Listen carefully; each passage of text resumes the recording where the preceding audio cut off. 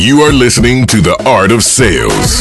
Everyone sells every day, and this is your source for conversational, real-world sales and prospecting methods that you are comfortable using and that get results. You'll help people buy instead of pushing them into being sold. Here's your host, Art Subcheck. Well, hey again, and thank you so much for joining me. And again, let me reiterate, I really do appreciate you investing your time and sharing it with me in this podcast, and really hope that you're getting a ton of value from the response that we're getting. You are. So again, appreciate it, and please do spread the word with others. All right, so I'm interviewed quite a bit on other podcasts, and often I'm asked an easy question by an interviewer, which is, what's your one favorite this or that? Well, that's always tough for me to answer. For example, I'm a huge baseball fan. People will ask, and I've been to most of the Major League Baseball parks, including quite a few that are now torn down. But I always get the question, what's your favorite baseball park? Well, they all have certain aspects to them that I really love. And it'd be like asking, which one is your favorite child? That's always a tough question. Actually, I don't get that one. But parents, you know that if you have two kids, sometimes they're both your favorite. Sometimes neither is your favorite. Sometimes one is a favorite over the other. All right. So anyway, where am I going with this? Well, in life, we all have personal policies and beliefs and guidelines and values that drive us every day. It drives our thoughts. It drives our actions. Now, we might bend or rationalize those from time to time, but then we do have some absolutes. There are some ironclad, set in stone rules that you just don't compromise. And we have them in most of the various roles we play in life. So for example, when I was a baseball and a softball coach, coaching third base, one rule as a coach there is that you don't allow a runner to make the first out of the inning at third base. That's just a rule. You just don't let that happen. You're not doing your job. As a sportsman, I was always taught that you don't point a gun at another person. Doesn't matter if it's loaded or not, even if it's a toy gun. That's always been a ironclad rule. This one should always be followed, but unfortunately it's not. Guys don't ever raise their hand in anger to women. That's just an ironclad rule. And this one's very important. You don't push down on a hamburger when you're grilling it. You just don't do that. It pushes the juiciness out. All right. Okay, so let me bring this thing in for a landing here. Let's get back to sales. In sales, there are certain things that we must do and avoid as well. Now, do you have a list of absolutes, the do's and don'ts here that you strictly adhere to? Well, when you do, you're a better salesperson. Unfortunately, most people don't. Now, here are the basic ones that serve me and my clients pretty well and have over the years. And I suggest that you consider and use them and implement them and follow them as well. All right, I've got 9 of them for you. Number 1, never start a sales call, either on the phone or face-to-face, without a primary objective. Now, I define a primary objective as, what do I want this person ideally to do at the end of this call? Because if you don't know where you're going, you're probably going to be rambling all over the place and never arrive. Number 2, always treat the assistants with respect. Now, some people call them screeners or gatekeepers, which, by the way, is showing disrespect. I like to call them assistants. We always want to treat this person as we would a buyer, because in a sense, they are a buyer. They're buying into the notion as to whether or not we have anything that's of enough interest or value to warrant the decision maker's time. Number 3, always have a possible value statement, possible value proposition. For those of you that know my smart calling process, always have that possible value proposition in an opening statement or a voicemail message with a new prospect. It's got to answer the question, what's in it for me, for the listener? Because otherwise, there's absolutely no reason for them to stay on the phone with you or to invest any time with you from a perspective of engagement and interest.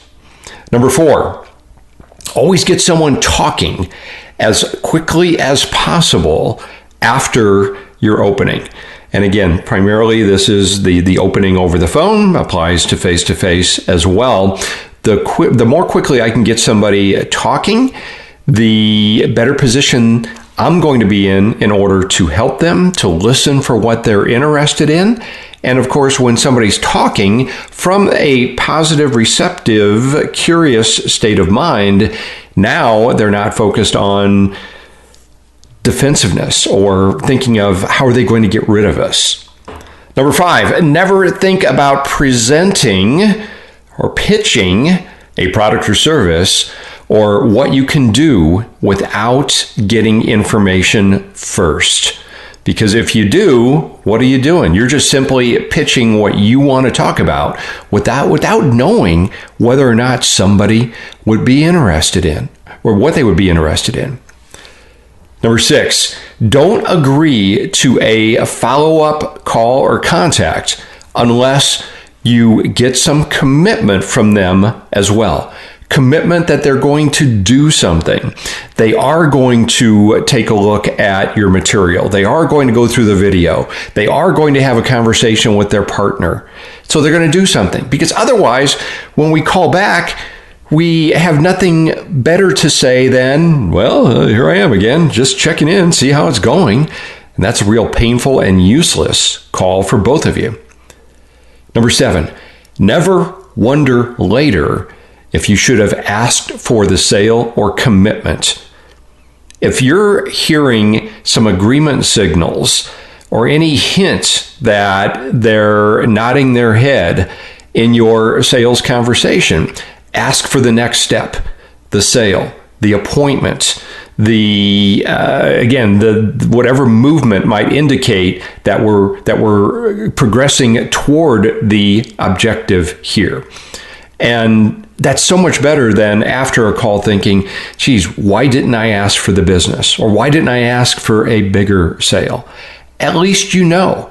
Speaking of know, if you got the no, big deal. So what? Now you know. KNOW. And by the way, go back and look at one of our previous episodes on Go for No with Andrea Waltz. Number 8, always listen more than you talk. You never learn anything when you're talking. And this is a skill that so many people are deficient in. I mean, the general population, no doubt, and sadly, salespeople as well. And the thing is, our income relies on listening to the other person, not talking. You're not paid by the word. Number 9, never dial the phone until you have planned exactly what you're going to say in your opening, your voicemail message, and you have prepared your first several questions and your responses to their possible answers. All right, let me review those with you one more time. Number 1, never start a call without a primary objective defined as what do I want this person to do.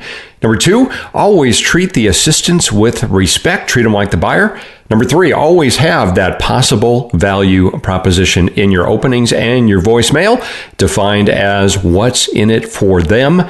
Number 4, always get people talking as quickly as possible after that opening. 5, never think about even presenting or pitching your product or service until you've done your questioning first. 6, don't agree to a follow-up unless you've gotten some commitment that they're going to do something. 7, never ever wonder if you should have asked for the sale or the next step, whatever commitment that might be. 8, always listen more than you talk. And number 9, never dial the phone until you've planned exactly what you're going to say in your opening, possible voicemail message, and you've prepared your first couple of questions. Okay, so I guarantee if you follow my Unbreakable rules, you are going to be more successful in your sales as well. All right, do you know what time it is? Your attitude will be iron every way. of Sales Quote of the Day. That's right. It's time for the quote of the day. And today's quote comes from Roy Disney, the brother of Walt Disney. And a lot of people don't know this. Roy was actually kind of widely known as the guy who got things done. And he was the guy that actually was instrumental in building Disney World after Walt's death. But Roy's quote that we're choosing today ties into everything that I just presented to you. And it goes like this: when your values are clear to you, making decisions becomes easier. When your values are clear to you, making decisions becomes easier, because those 9 points that I presented to you, those pretty much are some ironclad rules for making your successful sales and prospecting calls. All right, so again, if you're getting value from this, if you would, please do a couple friends a favor. Send them to theartofsales.com, theartofsales.com. And speaking of my sales process, I got a free book I'd like to give you. I'm actually going to mail to you an actual turn the pages 180-page book printed on paper. That's right. And here's the place to get it: freesalesbook.com, freesalesbook.com.